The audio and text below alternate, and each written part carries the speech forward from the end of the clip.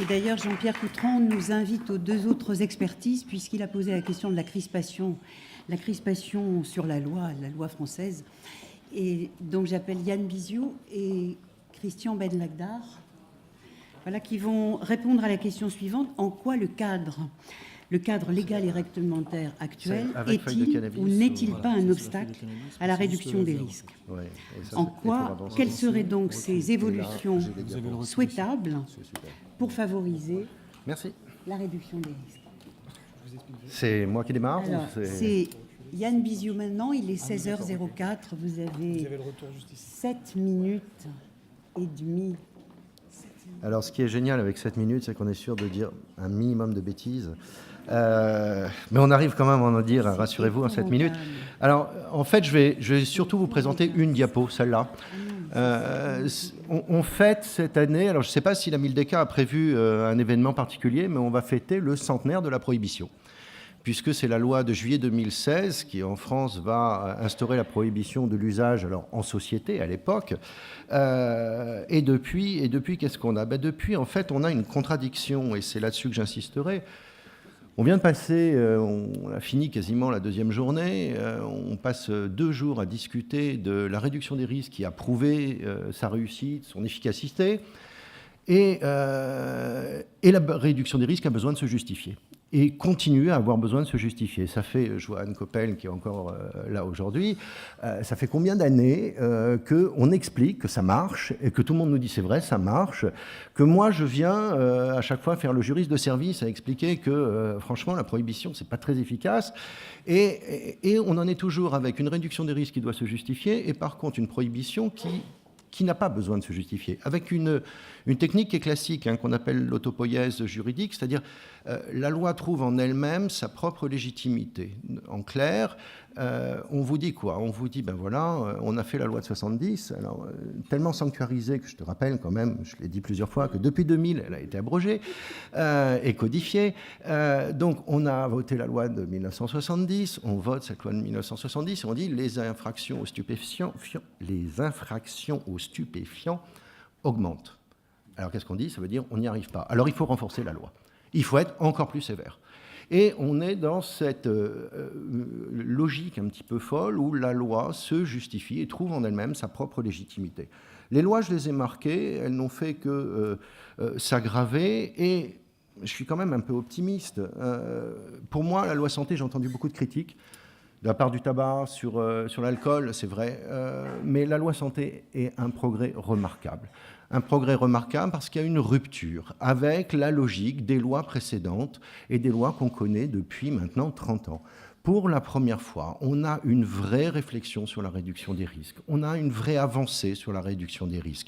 Les salles de consommation, la définition plus ambitieuse, mais aussi la protection juridique des consommateurs, et Dieu sait si ce n'était pas évident comme symbole, la consécration de la réduction des risques par le Conseil constitutionnel, on l'a dit, qui vient nous affirmer le fait qu'on peut revenir sur la prohibition à condition que ce soit dans un intérêt de réduction des risques. Bref, la loi de santé marque un vrai progrès pour la réduction des risques. Alors, est-ce que ce progrès est suffisant? Non, bien sûr. Il va falloir avancer.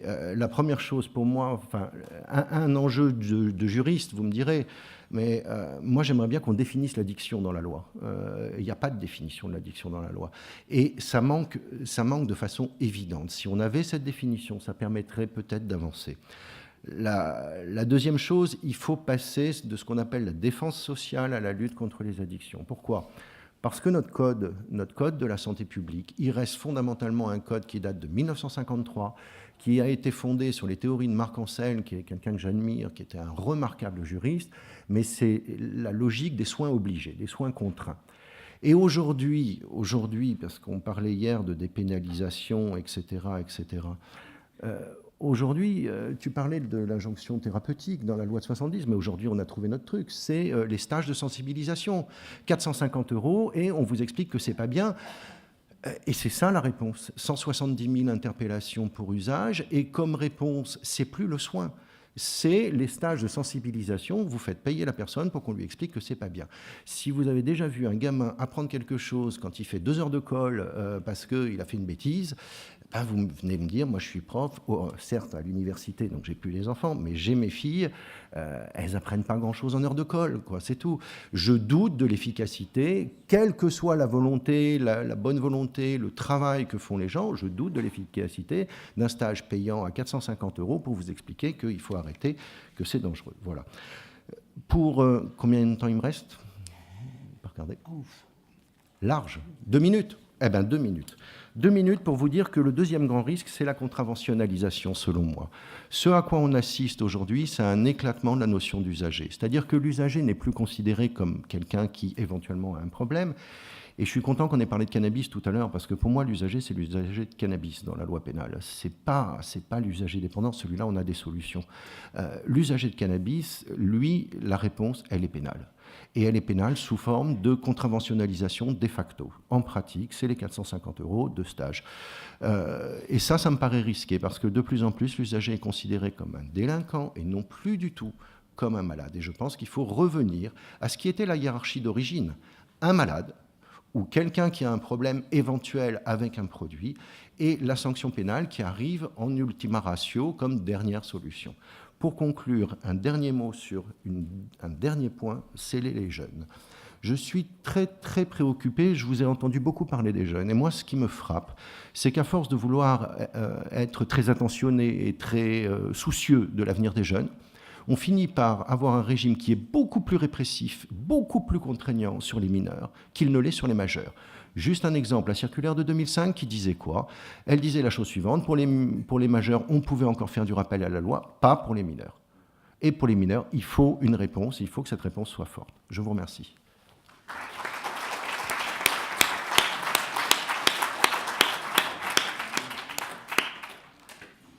Alors, Christian Badlegdar est maître de conférence en économie à l'Université de Lille. Et nous l'écoutons. 7 minutes et demie. Bonjour, merci. Après le juriste de service, l'économiste de service. Économiste de service qui était mal à l'aise face à la question, qui l'a reformulée, mais qui était toujours mal à l'aise. Et quand je suis mal à l'aise, je fais des maths. Alors, j'ai fait un modèle mathématique que je ne vais pas vous présenter, mais je vais vous présenter les conclusions de ce modèle mathématique. Alors, je pars d'un individu rationnel qui arbitre. Est-ce que je consomme des drogues, oui ou non? Il fait un arbitrage coût-bénéfice.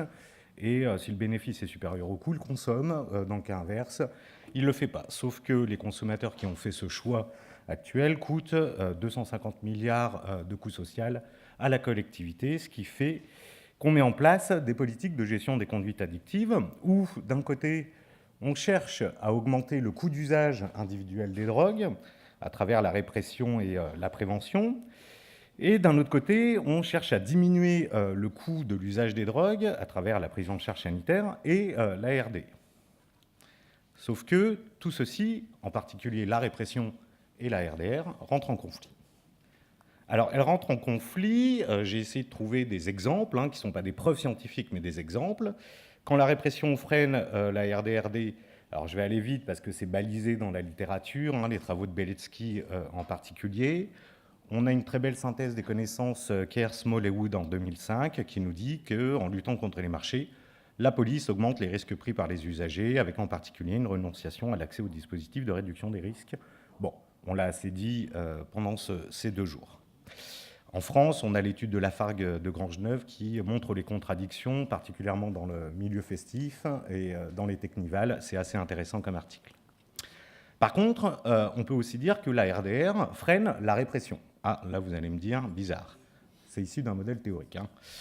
La RDR concurrence-t-elle le marché des drogues? Alors, entre 1999 et 2006, après la mise sur le marché du Subutex, principalement, on constate une baisse de 30% du prix de l'héroïne.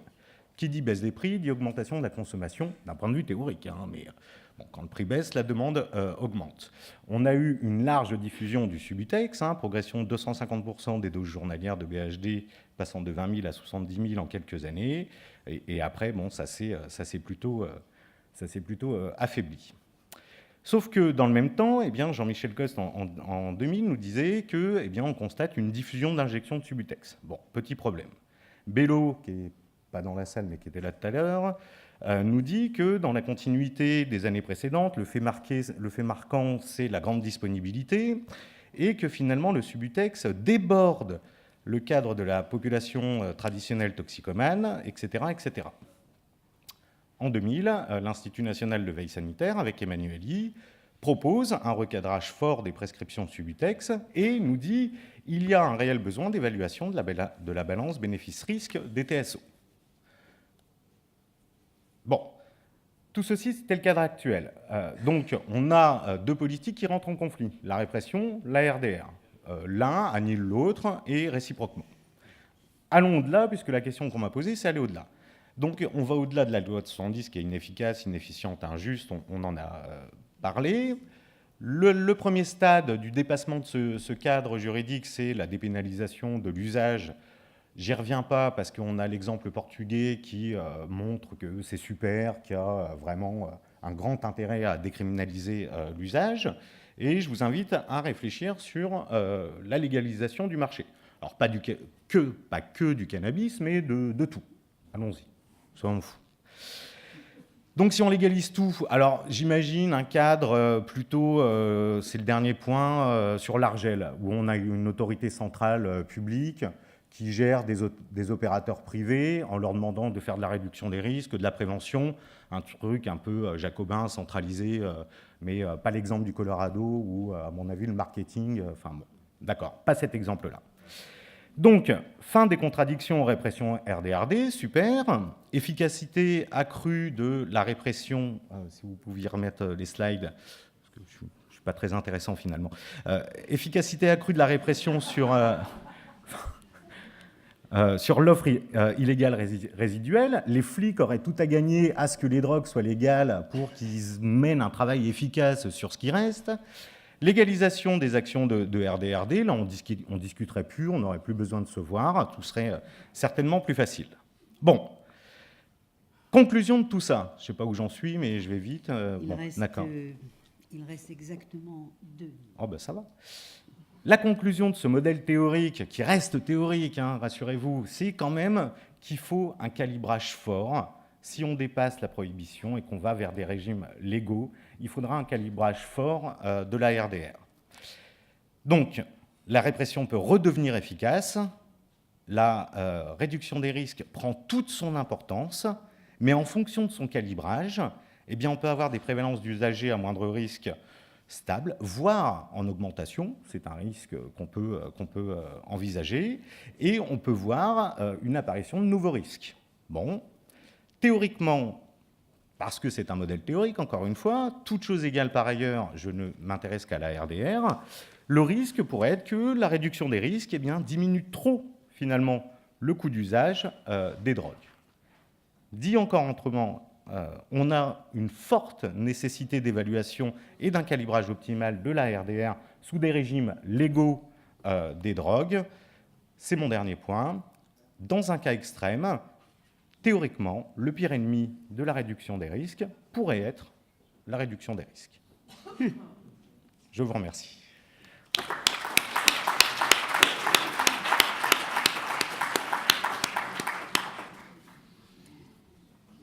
Alors, un quart d'heure de questions. Catherine Bernard. Oui, une question aux juristes de service. Pardon, que je n'ai pas présenté, qui est docteur en droit privé en sciences criminelles. Il est vice-président de l'université Paul Valéry à Montpellier. Bientôt ex-vice-président, heureusement. Mais oui, hier, on nous expliquait, on nous rappelait l'intérêt pour réduire les dommages d'avoir un marché régulé. Ce matin, on nous expliquait que le marché qui se développait est un marché sur Internet. Internet est totalement dérégulé. Comment vous envisagez, enfin possible éventuellement, qu'est-ce qui serait envisageable, et pour cela vous avez 10 secondes, pour envisager une régulation du marché via Internet, enfin pas via Internet, sur Internet. Alors, je réponds maintenant. Oui, oui. Sur Internet, peut-être d'abord la régulation du marché en général. Je crois qu'on fait une première erreur, c'est que légaliser ou dépénaliser ou ce que vous voulez, bref, retirer l'infraction sur l'usage, ça n'enlève pas l'interdit. Vous aurez toujours des comportements qui seront prohibés. Vous aurez toujours un interdit, y compris un interdit pénal. Par contre, actuellement, ce que vous avez, c'est quand même 170 000 infractions sur des usagers. Alors, une fois que vous légalisez l'usage, qu'est-ce que vous faites? C'est ce que la question que tu soulèves. On évoque tous le Colorado. On n'est pas enthousiaste par l'exemple du Colorado. Ça fait des années que c'était proposé, la légalisation complète, on laisse le marché faire. On voit qu'à ce moment-là, vous avez tous les dispositifs de promotion, de publicité qui se font pour inciter à la consommation. Donc, c'est vrai que moi, je suis favorable à ce qu'on appelle la légalisation contrôlée. On a de très bons exemples. La méthadone, pour moi, c'est un système de légalisation contrôlée. Le Subutex, c'est un système de légalisation contrôlée. En fonction du produit, vous allez avoir une organisation du marché. Alors, sans rappeler quand même que pendant un siècle, les douanes françaises ont vendu des stupéfiants, opium, cannabis. C'était très organisé. La production du tabac en France est très organisée. La principale difficulté que vous aurez, c'est la culture sur le cannabis, qui est une plante facile à cultiver, parce que tous les monopoles qu'on mettait en place, les monopoles d'État, se sont toujours heurtés au problème de la culture personnelle. Et pour le cannabis, c'est sûr que la question se posera, et donc il faudra articuler la problématique du monopole d'État et la problématique d'une culture du cannabis. Maintenant, vous savez, si vous pouvez cultiver votre propre cannabis, vous réduisez beaucoup l'intérêt d'Internet. Si je peux me permettre sur cette question de l'offre en ligne, mon exemple de l'Argel n'est pas anodin. L'Argel lutte contre les offreurs de jeux en ligne illégaux. Et elle lutte comment? En fait, elle les contacte et elle leur propose de se mettre en règle. Et la mise en règle, c'est d'avoir un discours de jeu responsable, comme on l'a entendu hier, donc d'avoir finalement une politique de réduction des risques. Vous contactez le dealer, vous lui dites « tu veux dealer, très bien, mais deal proprement, ou le plus proprement possible, et tu deviens légal ». Voilà.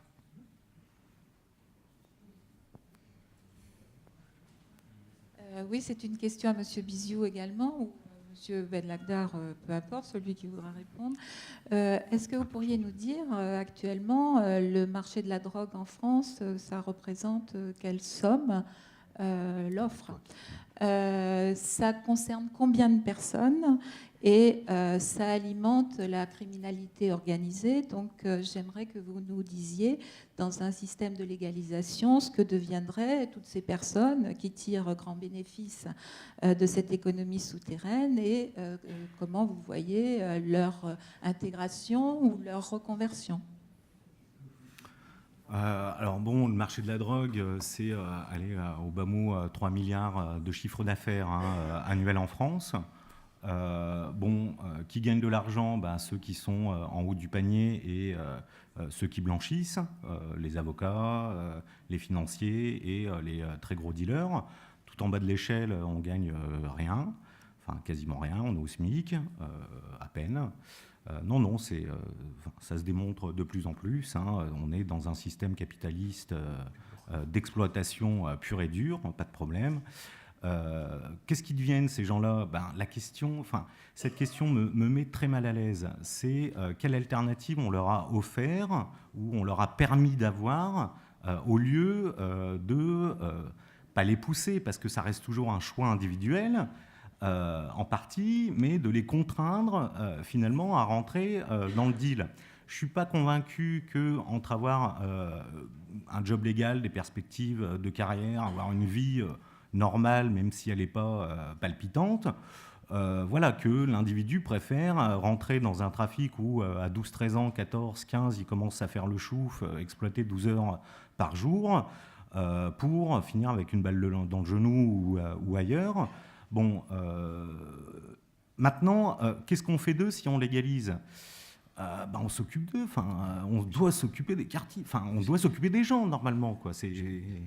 Vas-y, Yann, je t'en prie. Je répondrai peut-être pas par une boutade, mais par un rappel juridique. En 1918, quand la question s'est posée de fermer le monopole de l'opium en Indochine, on essayait à tout prix de le sauver. Et donc, qu'est-ce qu'on a fait? On a proposé de faire vendre l'opium par les veuves et orphelins des fonctionnaires nécessiteux de l'État. Et en fait, ça, c'était quoi? Moi, ma grand-mère était veuve de guerre. Comme veuve de guerre, eh bien, pendant des années, elle touchait un pourcentage sur la vente des débits de tabac et on lui faisait une proposition de s'occuper d'un débit de tabac et de vendre un débit de tabac. Il y avait comme ça des avantages qui étaient donnés à certains sur la commercialisation de certains produits. Alors maintenant, de mon point de vue, tous ces systèmes étaient des systèmes très dangereux puisque leur but était de favoriser la taxation, donc de favoriser la consommation. Et c'est pour ça que j'ai toujours parlé, moi, de monopole sanitaire. Le principal risque que l'on a, c'est l'exemple qui a été évoqué hier du jeu, c'est-à-dire de vouloir faire des drogues un jour parce qu'on aura fini par dire qu'on ne peut pas arrêter le phénomène, un outil de taxation.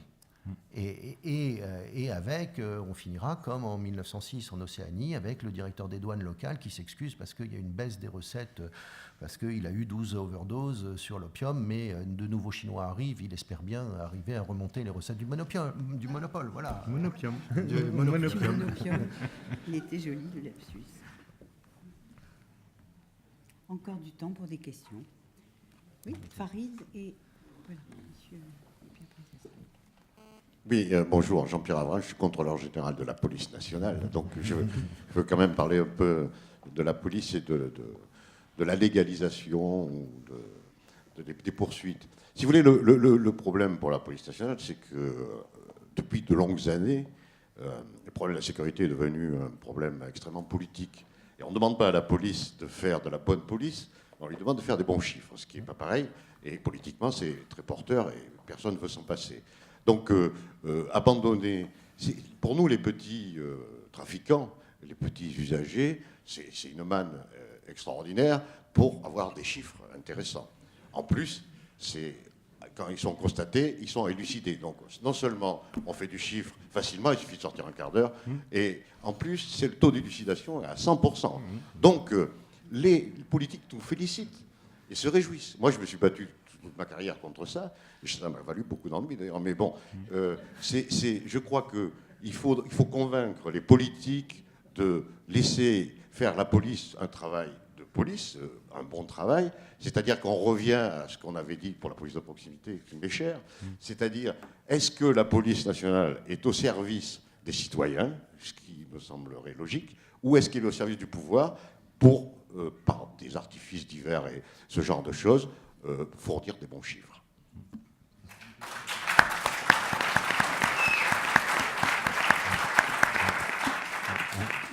On peut peut-être reprendre leur argument. Je crois qu'il y a des élections qui arrivent avant ou après. Faire baisser de 30% la criminalité en l'espace d'une décision, c'est assez fantastique aussi.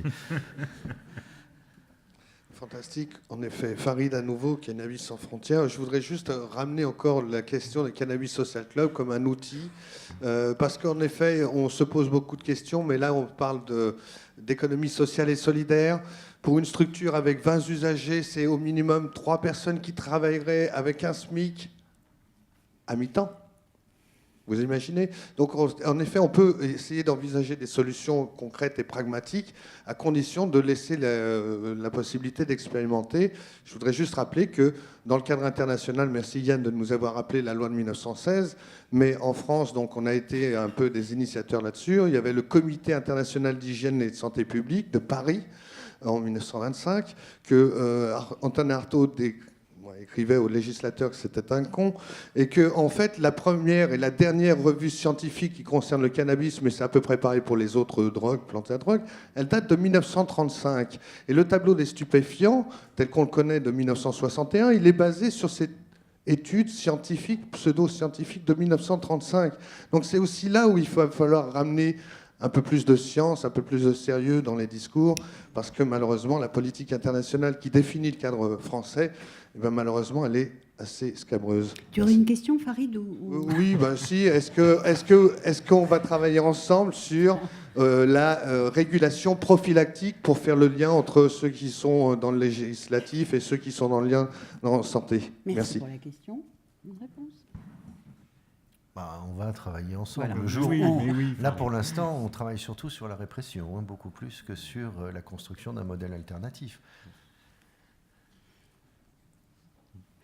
Alors, il y a 2 questions ici. Oui, On va par contre, il est 28, on s'arrête là à 33. Alors moi j'ai une Donc, autre 5 question minutes. sur les mineurs. Vous avez dit, Monsieur Biziou, que la loi de 70 ou les circulaires, c'est moi, toujours, était plus répressive pour les mineurs, puisque les circulaires demandent effectivement au parquet de ne pas laisser un acte sans réponse. Est-ce que ça, vous l'analysez comme plus répressif que pour les majeurs, ou est-ce que vous pourriez plutôt aller jusqu'au bout de ce que disait cette circulaire, puisque si on demandait au parquet de donner une réponse, c'était plutôt dans l'idée d'entreprendre avec un mineur une démarche éducative, où on était un peu dans une intervention précoce. Donc, j'ai cru comprendre que cette intervention précoce par police-justice, c'était quelque chose contre lequel vous luttiez. Donc, j'aimerais que vous me disiez l'analyse vraiment exacte que vous en faites et ce que vous proposez à la place, puisque ça laisse un certain nombre de mineurs dans la nature, alors que l'intervention permettait de les diriger vers un système éducatif et non pas sur un système répressif. Oui, si vous voulez. Enfin, pour moi, le problème, il est là. C'est que comment se fait-il que ce soit par l'intervention policière ou judiciaire qu'il y a une intervention sur un mineur? C'est-à-dire qu'il y a d'autres dispositifs qui sont... Ah, alors, mais c'est peut-être là-dessus qu'il faut travailler. Il faut travailler, je crois que ça a été dit et répété là depuis 2 jours, on est tous d'accord pour dire qu'il y a une question à réfléchir autour de la formation des gens, autour de l'éducation des différents acteurs, et en particulier des acteurs éducatifs et pas des acteurs spécialisés, hein, comme ça a été dit tout à l'heure.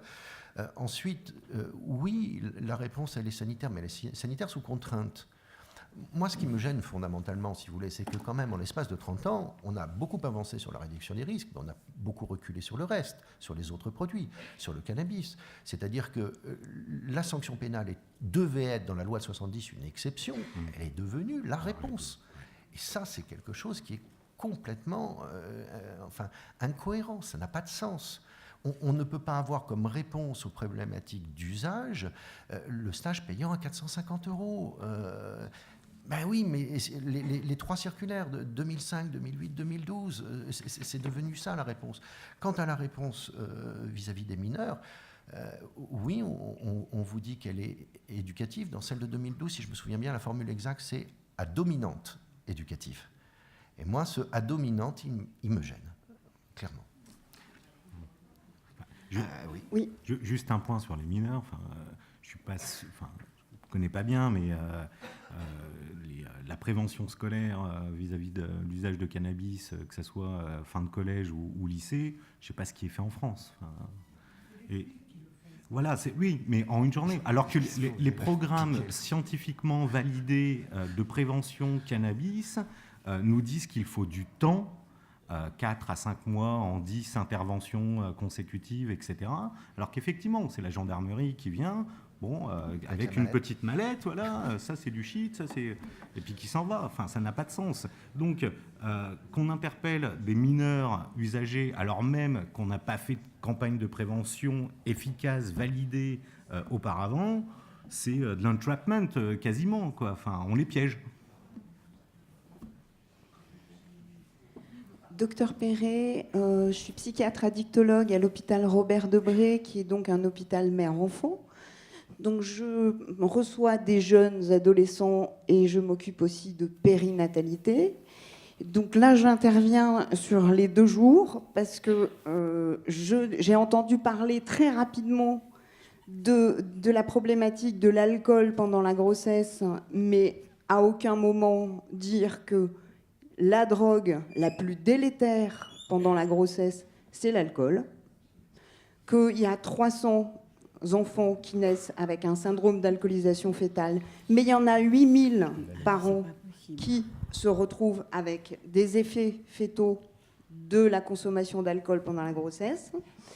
Qu'il faut donc repérer ces adolescents, enfin ces jeunes qui sont vulnérables, parce qu'ils vont présenter dans le futur des conduites addictives, que par ailleurs, la loi, à mon sens, ne nous aide pas du tout à protéger les mineurs. Donc je vais complètement dans votre sens, je pense, que dans le cadre de la protection des mineurs, il y a un outil qui est très cassé, c'est l'aide sociale à l'enfance, que nous travaillons tous ensemble en faisant fi de la loi, mais là où on a un gros problème pour travailler avec les ados, c'est qu'on ne peut pas s'appuyer sur eux, qui ont des parents consommateurs de cannabis et qui savent très bien pertinemment que leur père ou leur mère, ou voire les deux, consomment un joint le soir pour dormir, et on va renforcer les compétences éducatives des parents, alors que ces parents sont considérés par la loi comme des délinquants. Donc on est dans une impossibilité de travailler de façon cohérente par rapport au message qu'on donne à nos jeunes. Et d'ailleurs, on est les premiers consommateurs, on est les plus forts. Voilà. Merci. Alors, ce n'est pas tout à fait une question, c'est plutôt une intervention. Vraiment, là, on ne peut pas aller beaucoup trop loin. Peut-être Peggy avait une question. Betty. Il est 35, ça reste aussi à votre disponibilité. Ce qui ne serait pas bien, par contre, c'est que le dernier intervenant se retrouve devant une salle vide et encore moins les personnes qui concluent. Donc on va essayer de respecter le plus possible le timing. Betty, une question ? Oui, un petit commentaire plutôt en réaction, mais je vais être très brève. C'est important parce que vous avez posé la question de qu'est-ce qu'on fait avec tous ces jeunes qui sont aujourd'hui engagés dans les trafics. Et c'est effectivement une question importante. Nous, à la mission métropolitaine, on a pris à bras-le-corps cette question, puisqu'on y travaille depuis 2008 à la prévention de l'engagement des jeunes dans les trafics. Et ce qu'on apprend depuis, c'est qu'on peut faire plein de choses pour soutenir ces personnes. Je veux dire, et justement, la réduction des risques, on nous a beaucoup aidé à comprendre qu'il y a des alternatives.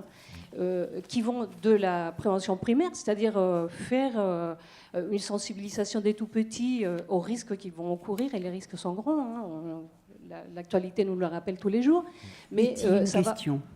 Non, mais ce que je voulais dire surtout, c'est qu'il faudrait peut-être sortir du fantasme, tu vois, qu'on ne peut pas, qu'il n'y a pas d'alternative pour les jeunes dealers aujourd'hui. Il y a des alternatives, ils ont des compétences, il faut qu'on le reconnaisse et qu'on puisse aussi se projeter dans cette logique-là. Certains vont se légaliser, Ben Lagdar l'a dit, d'autres vont sortir de ces trafics pour aller vers d'autres choses, puisqu'ils auront appris qu'ils peuvent faire, puisqu'ils sont aujourd'hui quand même les petits ouvriers, les petites mains du premier employeur dans nos quartiers, dans les quartiers populaires. Non, enfin, je suis entièrement d'accord. Mais cette question, enfin, je suis désolé, mais je la comprends pas. Oui, si on légalise, que vont devenir les dealers ? Mais du coup, ça amène à quoi ? Ça amène à ne faisons rien et laissons-les risquer leur vie tous les jours. Enfin, je ne comprends pas cette question. Mais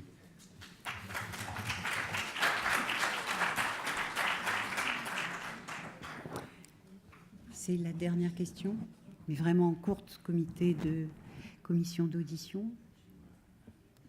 Puisque vous travaillez sur des modèles, est-ce que vous pensez qu'il y a un risque d'ubérisation des dealers avec Internet ? Oui. Mais oui, vas-y.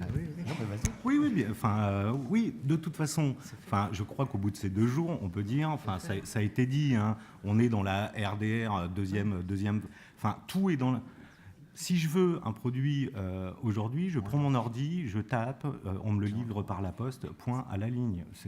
Donc, je crois que tout est dit. C'est plus de l'ubérisation, c'est de la libéralisation extrême. Et je veux de la réglementation efficace. C'est tout.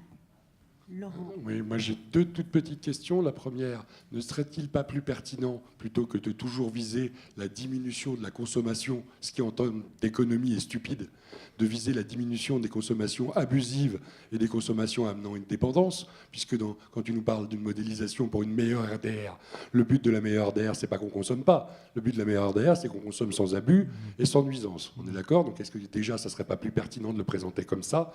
Et deuxièmement, est-ce que le modèle modèle contrôlé, FNSEA, distribution dans les tabacs, parce qu'on en arrivera à ça, permettra réellement de recycler dans l'économie légale ce que le modèle du Colorado permet de recycler, parce que j'attire quand même votre attention sur le nombre de gens provenant du marché illégal et s'intégrant dans le marché légal au Colorado, même si effectivement les Noirs et les Chicanos ont plus de mal, il y a beaucoup de Blancs qui étaient carrément dedans et qui sont passés et qui ont des activités, et on parle non pas de 2 ou 3 mi-temps, on parle de 10 à 20 emplois permanents dans chaque structure. Voilà. Merci Laurent. Non, sur le premier point, Laurent, la conclusion, la RDR qui se tire une balle dans le pied de la RDR, enfin, elle est théorique, mais je l'ai entendue quand même dans ces 2 jours, je l'ai entendue sur le testing. On teste un produit, ouais c'est bon, vas-y, il est pur, mais il est trop pur.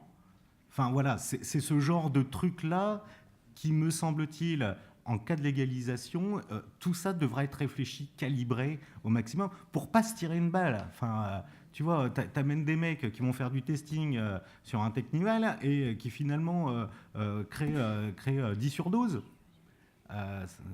Oui, je me trompe peut-être, je sais pas, mais il faudra de l'évaluation, il faudra du calibrage, ça j'en doute pas.